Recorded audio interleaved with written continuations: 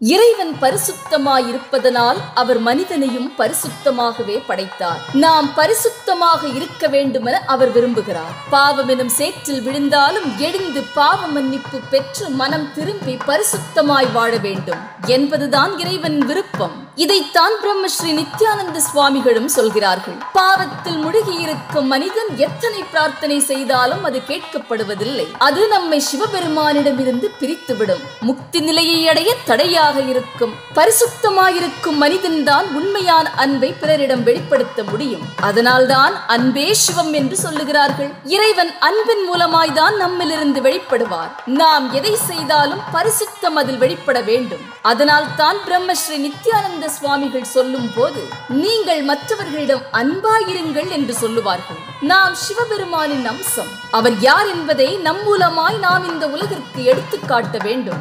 அன்புதான் பரிசுத்தத்திற்கு அடித்தடம், சிவபெருமானை மகிமைப்படுத்தும் ஆயுதம். எத்தனை பிரார்த்தனை செய்தாலும் ஜபங்கள் கேட்கப்படவில்லை என்றால் காரணம் நீங்கள் பெருமானோடு தொடர்பில் இல்லை. ஆத்ம சுத்தி மிக மிக அவசியம். இல்லை என்றால் இறைவன் திருவடிகளை பற்றிக் கொள்வது கடினம். நீங்கள் சிவபெருமானின் சொத்து. கர்ம வினையில் இருந்து விடுதலையாக வேண்டும் என்பதுதான் அவரின் விருப்பம்.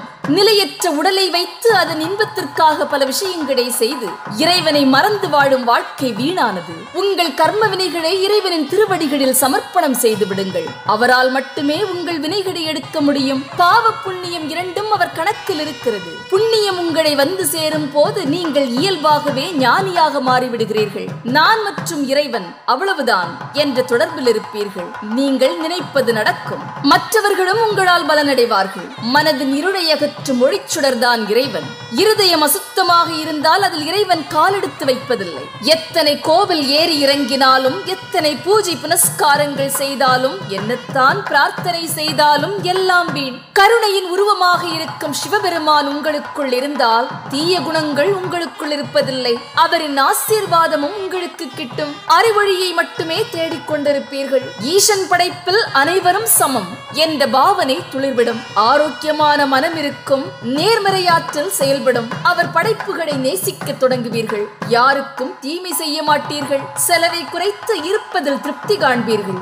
இதைத்தான் பிரம்மஸ்ரீ நித்யானந்த சுவாமிகள் சொல்லும் போது இறைவன் நம்மை படைக்கும் போது பரிசுத்தமாகவே படைத்தார். நாட்கள் செல்ல செல்ல ஆசை எனும் வலையில் சிக்கி பாவியாக மாறி இறைவனை மறந்துவிட்டோம். என்றாலும் இறைவன் இன்னும் நம்மை தேடிக்கொண்டே இருக்கிறார் என்ற உயர்ந்த கருத்தை நமக்கு சொல்லிக் கொடுத்தவர்தான் ஞானகுரு பிரம்மஸ்ரீ நித்யானந்த சுவாமிகள். நன்றி.